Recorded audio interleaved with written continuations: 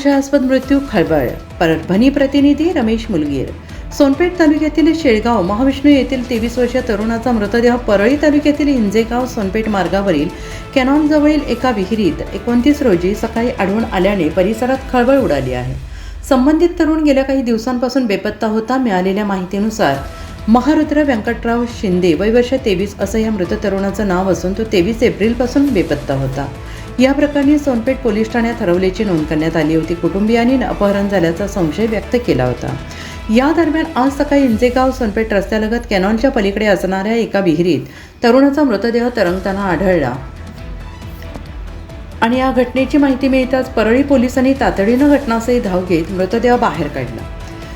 मृतदेह बाहेर काढल्यानंतर धक्कादायक बाब समोर आली. मृत तरुणाच्या कमरेला मोठे दगड बांधलेले होते. तसेच मृतदेह विहिरीत टाकण्यात आल्याचा प्राथमिक अंदाज व्यक्त केला जातो आहे. त्यामुळे हा प्रकार घातपाताचा असल्याचा संशय व्यक्त केला जात असून पोलिसांनी तपासाची चक्रे वेगाने फिरवलेली आहे. पोलिसांनी मृतदेह पंचनामा करून पुढील तपास सुरू केलेला असून नेमकी घटना कशी घडली याचा शोध घेतला जातो आहे. या घटनेमुळे परिसरात भीतीचं वातावरण निर्माण झाले.